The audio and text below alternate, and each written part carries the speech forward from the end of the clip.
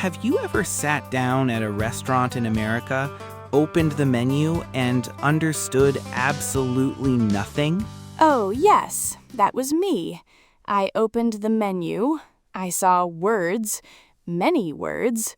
Not one word was food. Ha! Today on Survive in English, Gaby goes to her first restaurant in America. Stay with us.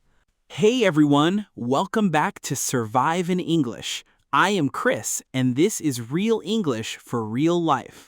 Hello, everyone. Okay, so this story, I need to explain something first. Please do. In Brazil, when you go to a restaurant, someone brings you the menu, you point at the picture, they bring the food. Very simple, very visual. Point and eat. Exactly. Point and eat. Perfect system. But in America, no pictures, just words. Very long words. Very mysterious words. Like what? Okay, my first American restaurant. A coworker invited me. Very nice place. White tablecloths, candles.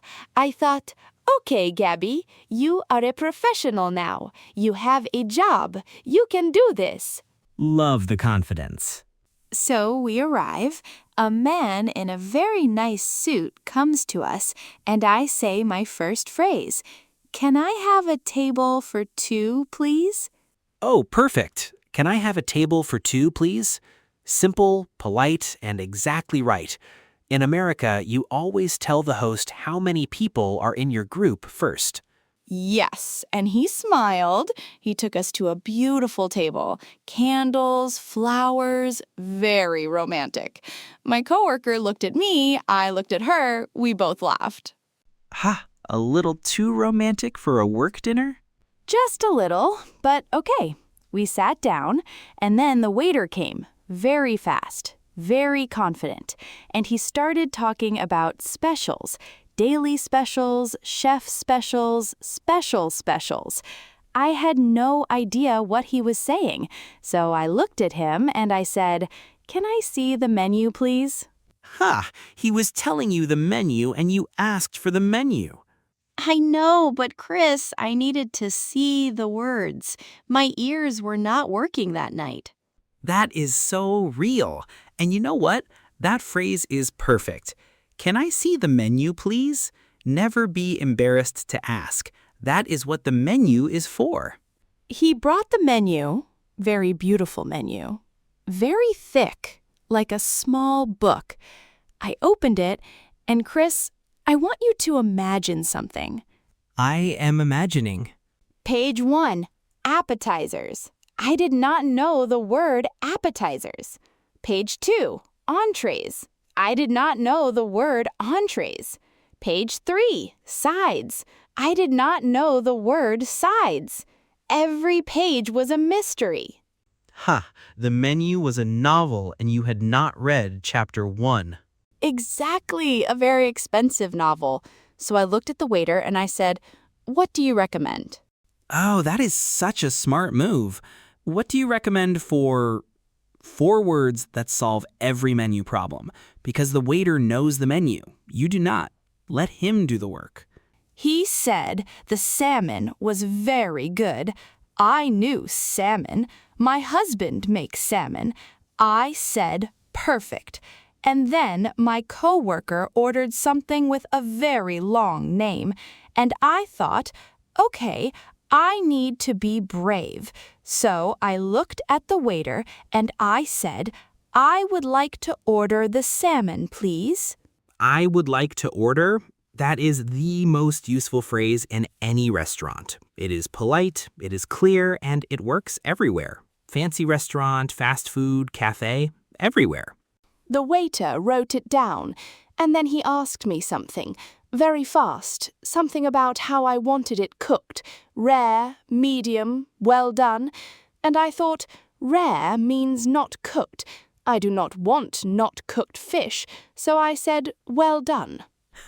Well done for salmon is, let us say, very cooked. Very, very cooked, Chris. But I did not know that. Anyway, then the waiter pointed at something on the menu. The salmon came with something green. I looked at it. I did not want the green thing, so I asked, "Can I substitute this?" Can I substitute this? Oh, that is a great phrase. In America, it is very normal to change things on your plate. No onions, different sauce, different side. People do it all the time. Can I substitute this means, can I change this for something else? The waiter said, "Of course." And I felt very American in that moment. One substitution and suddenly you belong. Exactly. But then I remembered something important. I am allergic to nuts, and many sauces have nuts. So I said to the waiter, "I am allergic to nuts. Can you check the sauce, please?" Oh, very important. I am allergic to. Always say this at a restaurant in America. Allergies are very serious here. The kitchen will always check for you. Never be embarrassed to say it.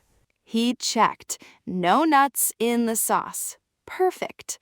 So we waited, we talked, the food arrived, and Chris, the salmon was beautiful, even well done, even very, very cooked. Ha! You made it work. I always make it work. We ate, we talked. My coworker told me stories about the office. I told her about Brazil. It was a very nice evening. And then the plates were empty, the candles were almost finished, and I thought, okay, time to pay. But how do you ask for the bill in America? The bill is called the check in America. So you say, "Can I have the check, please?" Yes, I said that, and the waiter brought a small black folder. Very mysterious folder. I opened it, and I saw the number. And then I saw another line, gratuity. And I thought, what is gratuity? Gratuity is tip. In America, the tip is usually 18 to 20%, and sometimes restaurants add it automatically for larger groups. So you can always ask, is the tip included? Is the tip included? I asked. The waiter said no, not included. So I calculated 20%.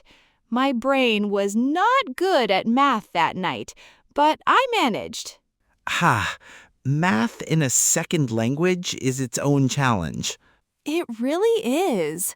And then my coworker said she could not finish her food, and she asked the waiter for something. I did not know the words. So after she asked, I said the same thing. "Can I have a to-go box, please?" Can I have a to-go box, please? A to-go box is a container to take your leftover food home. Very normal in America. Nobody wastes food. You always take it home. The waiter brought 2 boxes. We packed our food, we stood up to leave, and as we walked past the host, I said, "Everything was delicious. Thank you." Oh, I love that. Everything was delicious. Thank you. Such a warm and natural thing to say when you leave a restaurant. It makes the staff feel appreciated. And in America, people really notice that. The host smiled so big, and my coworker looked at me and said, "Gaby, your English is getting so good." And I thought, 3 months ago, I could not order coffee, and now I am here.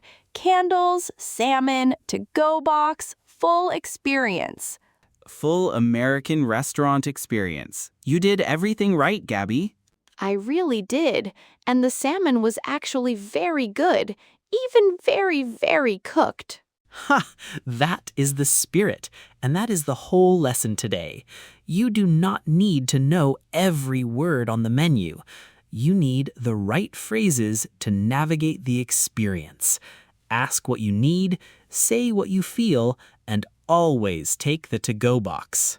Always take the to-go box, Chris. That is very important life advice. The most important. Okay, if this episode helped you, please subscribe on YouTube and leave us a comment. Tell us, have you ever been to a restaurant in America and felt lost? What happened? Yes, please tell us and share this episode with someone who is nervous about going to a restaurant in English. It will really help them feel less alone. Next week on Survive in English, Gaby needs to take the bus in America, and she gets on the wrong one. 3 times, Chris. The wrong bus. 3 times. Thanks for listening, everyone. See you next time. Bye-bye.